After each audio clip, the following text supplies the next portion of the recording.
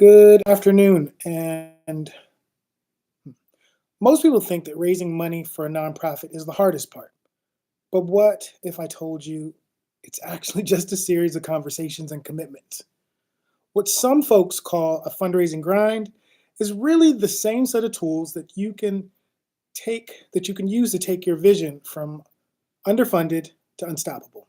Today, I'm going to show you how simple and strategic fundraising can be, even if you're just getting started. Welcome to episode 9 and part 2 of the administrative burden, exploring myths and opportunities in nonprofit leadership on Wednesday Wisdom. I'm your host, Mazi Mutafa. Proceed at your own risk. Over the next 30 or so minutes, I'm here to offer what doing this work for the last 23 years has taught me. So before we dive in, make sure you subscribe, like, and share with someone who's building something real. Today's episode is for everyone who's ever said, I've got the idea, but where do I get the money? So let's talk fundraising in real terms with real tools for real impact. As I said, this is part 2 of the administrative burden series. Again, this series of segments was inspired by people that I know who've created nonprofits or wanted to or thought about or hesitated in creating nonprofits, usually because they say there's an administrative burden that they can't imagine being able to tackle. So last episode 9, I talked about formation and legal compliance, ongoing reporting and filing, financial management, and oversight. So on this episode, instead of doing 3 topics, I'm just going to do one, but we're going to be broad in how it is we talk about that one topic. I want to talk about donor-centric fundraising, diversification and revenue streams, and ethical fundraising. Now, if you're new to fundraising, you might not know what these words mean, so let's talk a little bit inside baseball. So donor-centric fundraising is building a long-term relationship versus a transactional relationship with a donor, whether that's an individual, a corporation, a foundation, or government. Thinking about how it is that you don't just get the bag now, but think about how it is that you're investing now in the future. We're going to talk in more depth about that. Diversification of revenue streams, not relying solely on grants or individual donors. It's crucial as you're thinking about building what it is that you want to build to make the world better, that you think about who are all of the people that are interested in seeing that effort be successful. I had a great conversation today with 2 founders of a nonprofit, a music-based nonprofit in Philadelphia earlier today, thanks to my good friend who connected us, Mike Santini. And they were talking about their success over the last 3 years, raising money, particularly from foundations and wanting to diversify their revenue. And I told them, just like I'll tell you, spot on, because as soon as you get a dollar, you need to be thinking about how to replace that dollar, because every dollar you get will go away and need to be replaced with someone else's dollar.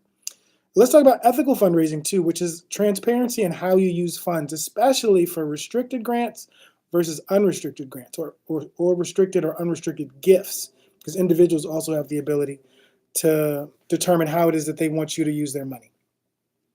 So with the idea of building a donor-centric fundraising strategy, let's talk about why storytelling is more powerful than statistics in fundraising appeals. Well, if you think about how many times you have received an appeal from someone to give, what are the usual elements of that? Well, there's usually a deadline. There's usually a cause that's detailed. There might be a fundraising goal. And then oftentimes there'll be a story, either the story of someone who has benefited from the program, a board member who might be serving, or a staff member who might be working in that organization or program, who's telling the story of the impact that they've had, versus just being able to list, this is how many X or how many Y we were able to serve. How were they actually impacted? The story of the individual feels more resonant than just talking about overall statistics or overall numbers. Because when you can put a name to a face, to an experience, it's an easier way to be hooked in, to feel connected to not just the work in the abstract, but the name of the person, the place, and the thing that they're doing that has been made possible thanks to a donor like you. So when you begin to think about donor-centric fundraising, that's not just for individuals. That's also corporations. Corporations in America are people too. And so thinking about the ways in which corporations can see the stories. As a matter of fact, I just turned in a grant report for a family foundation. And one of the things that they asked us to submit was 5 photos of the program in action, because they don't just want to hear about the story. They want to see the people that are benefiting. They want to see the spaces that they're learning in. They want to see what engagement looks like. So even telling stories through photos, for all of my friends that love Instagram and TikTok, this is a great way to use tools to be able to tell a story about the impact that you're having on the lives of individuals and communities by showing, not just telling. One of the things that, as you begin to raise money, is it's going to be really important to think about the impact of donor fatigue and how to prevent it. So as an example, how are you engaging with donors or sponsors or contractors? This idea that the people who give you money to be able to do what you do, how are you impacting or preventing them from feeling fatigue from the number of causes that are in their inbox? How are you standing out? Is that a text message? Is that an email? Is that a video message? Is that an event? One of the things that Words Beats and Life started doing probably back at year number 8 or 9 was hosting an event called the Breakfast of Champions, where we invited out our biggest donors, individuals, to be recognized, to meet each other, and to get awards that we thought were important ways to recognize their philanthropy. The Breakfast of Champions happens on a Friday morning at 8 o'clock, so people have to come in before they go to work. They always have to tell their boss, if they have a boss, that they're going to be in late if they have to be in at 9 o'clock, so that they're also notifying the place that they work about the fact that they're a philanthropist in the community, and the community is recognizing that philanthropy.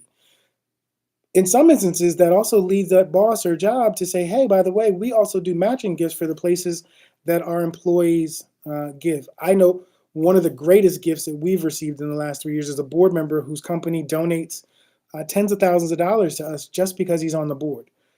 He then, in turn, invites other employees from his company to volunteer in our work. So thinking about the multiple ways to impact donor fatigue, asking donors to put sweat equity into your work as opposed to just dollars.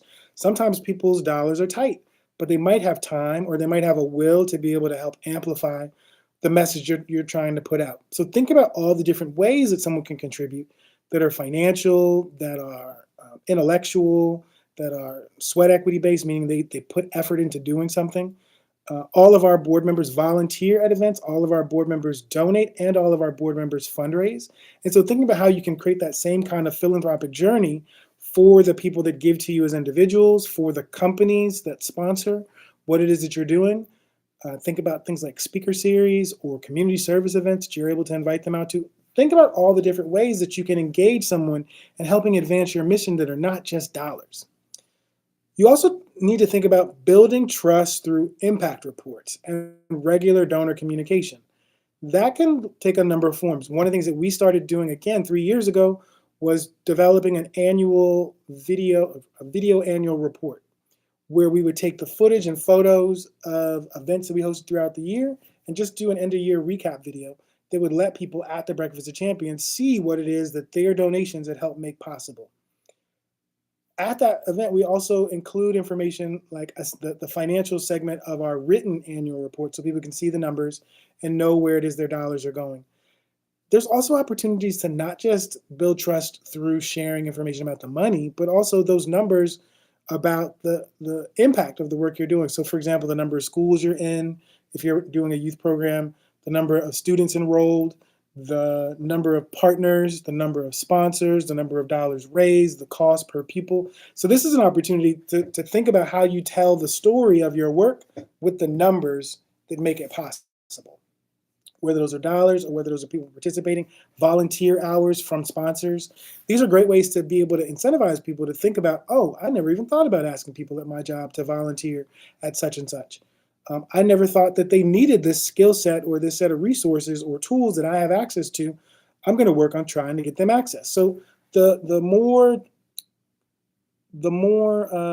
granular the story that you tell can be in these kinds of impact reports, the more kinds of investment people are able to contemplate being able to make.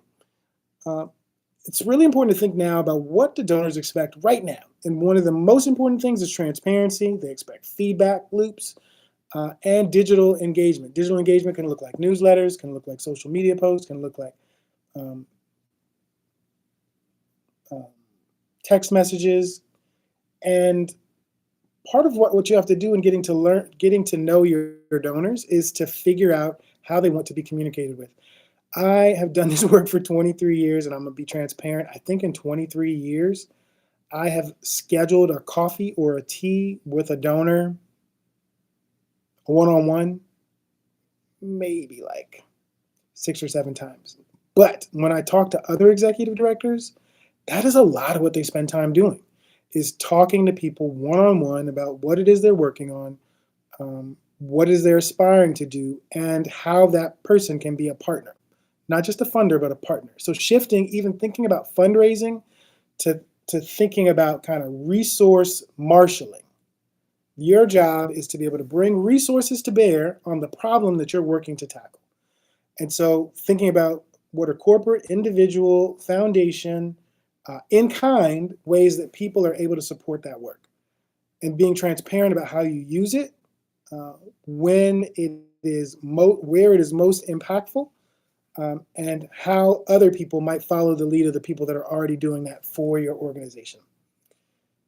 At some point, if you're just starting an organization, Excel sheets are going to be fine for tracking this data. But at some point, you're going to need to look at paying for a CRM, a customer relationship management platform, which is a more organized way of using people's contact information, or organizing people's contact information around why they gave, when they gave, what they gave, where they work, what their address is, et cetera, so that if you want to start communicating with people via snail mail, or you want to be able to make sure that people are included on your newsletter, or you want to make sure that you're following their social media accounts, all of this can be tracked in a CRM. It can be tracked on an Excel sheet as well. The Excel sheet just has less functionality. Like you have to know more things to be able to use an Excel sheet than you need to know to use a CRM. I would say once you get over 1,000 contacts, it's time to transition to a CRM. Some people might say sooner. That would just be my suggestion. Because one of the things that CRMs will let you do is segment donors based on the things they're interested in to do tailored communication. Again, when the numbers are lower, you can do that on an Excel sheet just by saying by creating a column that says area of interest. And that's the kind of thing you find out in those one-on-one communications, whether those are phone calls or teas or emails, surveys. Getting more information about what people care about is going to be critical to growing the work that you're doing. And having those people feel truly connected to what it is that the success looks like for your organization. The reality is lots of people have jobs that many people have jobs they don't like. Your work can be a way for them to plug in to something that they actually really care about. Some people have jobs they love, and those jobs happen to pay very well, and they want to share what it is that they've gotten. Getting to know the difference between those two people and how it is that you approach them about being involved in advancing your mission, either as a donor, as a sponsor, as a volunteer, each of these things is going to be important. And I'm talking about a lot of different ways that you can raise money or really build relationship to raise money. I plan to go back in future episodes and spend more time on each of these things individually, but I'm trying to give you broad strokes about the ways in which you can think about your efforts at raising resources, marshaling resources to advance your cause. If I was going to explore questions with you, one of the things I would encourage you to think about is, how do you balance donor expectations with program needs? What does that mean? So sometimes people believe in the thing that you do, but they don't really know it at a granular level. So they might say, I want to give you money to give out scholarships, but you don't give out scholarships. Do you take that money and create a scholarship? Do you direct them someplace else that already has a scholarship set up? This is one of the ways that engaging with your board around conversations about kind of what kind of donor-directed resources you are actually willing to accept, because some people say all money isn't good money. I would say if you're running a program for young people or elders or even adults, and there's an opportunity for you to receive resources for them to get access to other opportunities that cost money that you can provide a scholarship for, I can't really imagine why you would say no, other than it creates new work for you to have to do. So then it's just a matter of working out with the donor how robust a campaign you have to do around promoting the fact that the scholarship exists.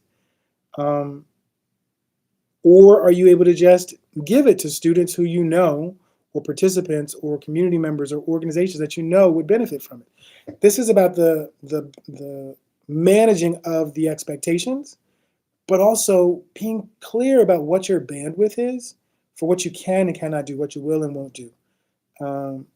And how much of that are you keeping for the administrative process of doing this new thing?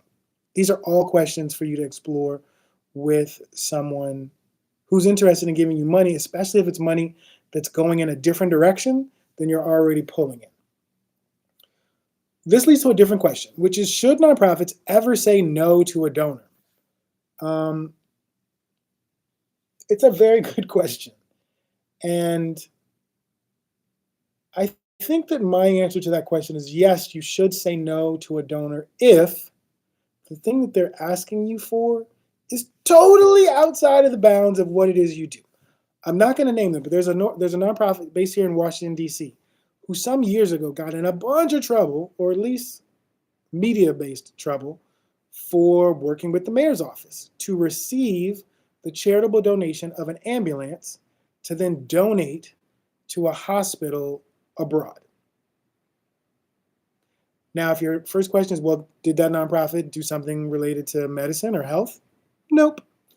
If your question is, did that nonprofit do anything to work with the country that the ambulance was being sent to? Nope.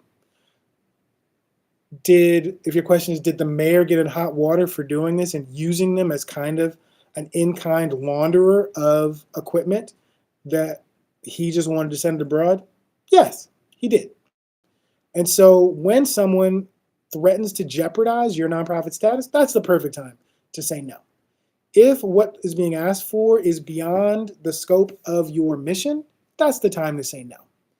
If what's being asked for represents an administrative burden over and above what you believe that the gift warrants. So for example, if I need to carve out time for my bookkeeper to work on managing this donation because the funder wants a particular level of tracking for it, but they're not willing to let me keep a portion of the donation to cover that administrative cost, that's the kind of thing to say no to.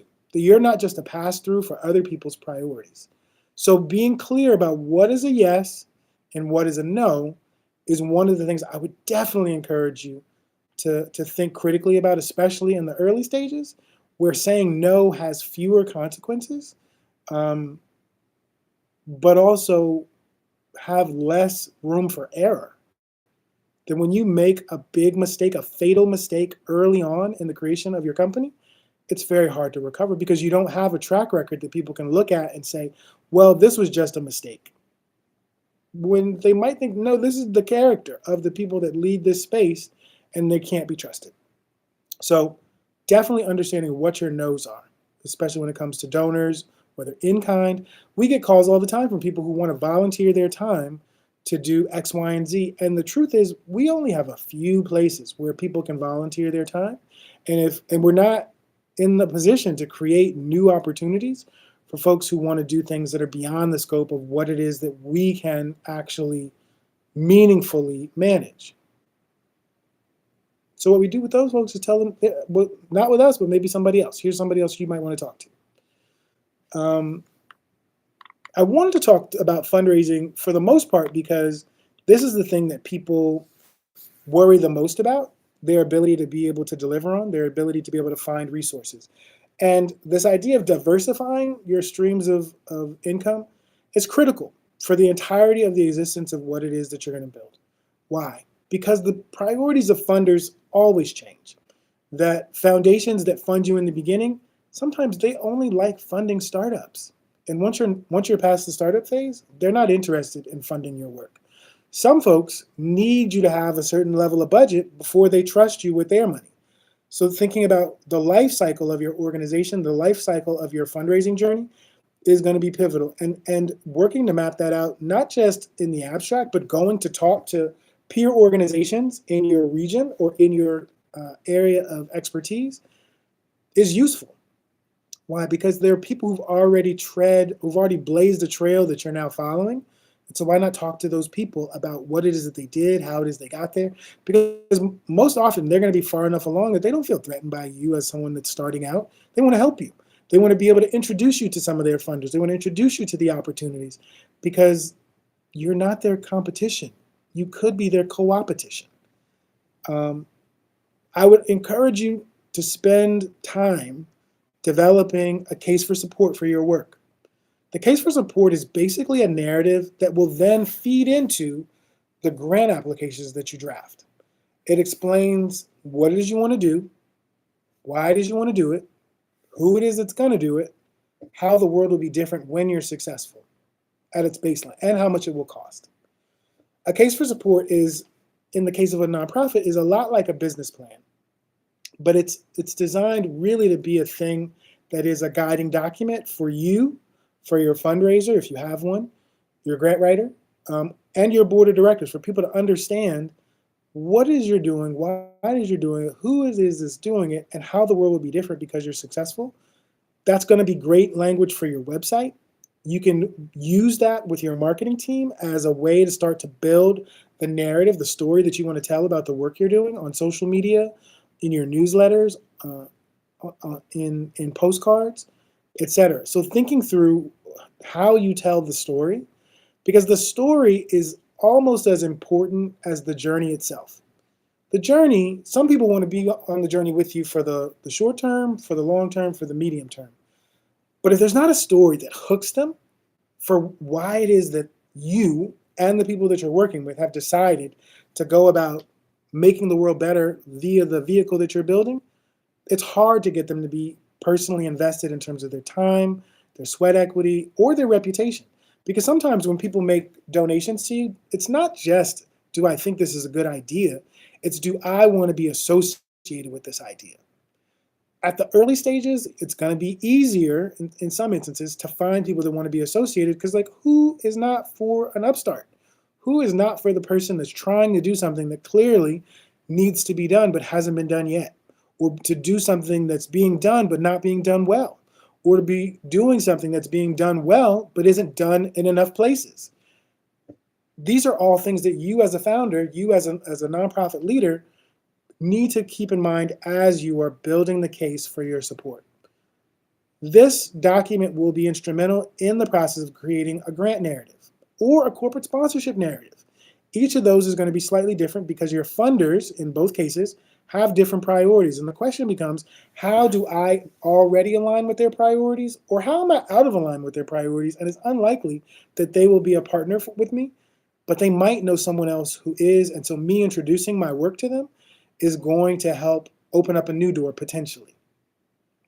Every conversation, every opportunity for collaboration is not necessarily destined for a collaboration with the people you reach out to. But you would be really surprised how many people that don't want to work with you but believe what you're doing is valuable will point you to someone else who does. Keep that in mind, because the reputation that you build with those people that say no could open doors with people who will say yes.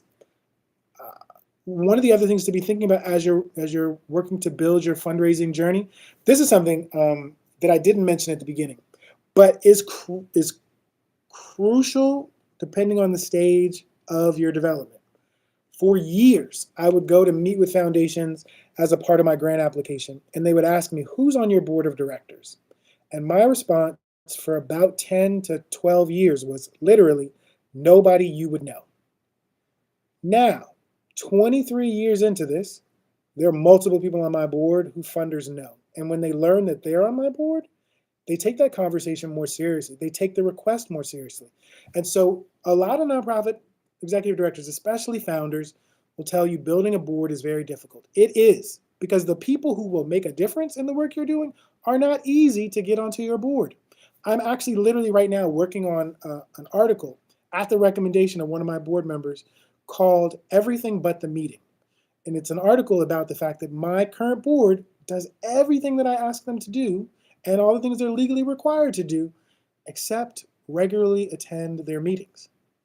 And so now we're working on hybrid meetings and alternative ways for them to be able to engage, uh, because their contributions are still valuable and they do everything but the meeting. So how can we make the meetings more appealing? I want to encourage you to think critically about the people that you ask to dream out loud with you, that you ask to help make ideas real with. Because those people, depending on who they are, will either be people that lift you up in that process, tear you down in that process, or just sit back and watch you in that process. All three of those have value, because the people that are just watching, if you engage with them, they can give you insights that you might not have because you're busy doing, not watching. The people that are helping, they will not only help, but they will also bring other people to help. And the people that are working to tear you down, you got to get away from them people as quickly as possible. And you got to recognize them when they appear, because sometimes people don't want to see the thing done the way you want to do it, and you got to be able to see those people. They might believe in theory in the work that you're doing, but not necessarily in the way that you're doing it. All right, we are coming up on just under 30 minutes. I didn't want to go too much into the idea of, well, but anyway, so in this last 5 minutes, let's talk about corporate sponsorship, because this is one of the spaces where we are most active right now. Corporations, unlike foundations or individuals, are kind of the most difficult. They also give the least amount of money. The biggest place to find fundraising support for the work you're doing are the people that know you. Not necessarily the biggest checks, but the biggest pool of people to reach out to are individuals who are already in your life. So thinking about who's going to be on your board, individuals that are in their lives. Thinking about the people that you're going to serve, individuals that are in their lives. These are all people who have the ability to make a contribution to help advance your mission. So thinking about the ways in which you're presenting your story, the way you're engaging audiences, the way that your board and staff are bringing their friends and communities to be a part of the thing that you're doing is going to be especially important in your efforts at fundraising from individuals. I've talked a little bit about the things that individuals care about and how to frame it, but now let's keep talking about corporations. I continue to be surprised that corporate sponsorship is the most relationship-driven form of financial support. Whether it is a relationship with you as the founder or a member of your staff or a member of your client base, the people knowing someone who is in or involved or benefited from what you're doing is going to be the surest path to actually getting a meeting and then potentially getting a partner in advancing your mission. And so this is where participating in things like galas and other people's fundraisers and young professionals networks, etc., becomes really important, because each of these places has people who are connected either directly or 2 steps removed from would-be corporate partners. I personally have benefited from phone calls made on my behalf to people who worked in corporations who, without really knowing very much about the work, trusted the word of the person that reached out to them and made them sponsors. So thinking about who are those people advocating on your behalf, who are the people talking about you in rooms that you are not in, at tables that you don't even know exist, building that kind of circle or cipher of support is critical. It's like when you're not at the barbershop, who's talking about your bars? Who's bigging up your album? Who's wearing your merch? Who is helping tell the story of the difference that you want to make? And the sooner you start thinking strategically about that and being intentional about that, the more likely you are to grow your base of support from individuals, from foundations, from corporations. I had a great conversation with a board member last week about family foundations and donor-advised funds. And I was told point blank, the people who have donor-advised funds give to the things that they know and care about. That they're not looking for appeals, they're not looking for asks, that usually, but that they give to the things that matter to them already. And so how do you get into the spaces with the people who care about the things that you do? Part of that is just being a part of the professional networks for the field that you're operating in. Part of that is a really good board of directors. Start small, grow it as big as you can manage, and understand that they're going to be key in seeing the work be advanced. All right, I'm at 30 minutes. This is Mazi Mutafa of Wednesday Wisdom, talking about fundraising, diverse funds, and all that good stuff. I really do hope this conversation was useful to you. If it was, feel free to drop a chat. This is episode 9. I said if I made it to 10, I might have something. I'm already preparing for episode 10. But let me know what you think. All right? Thanks for joining me. Peace.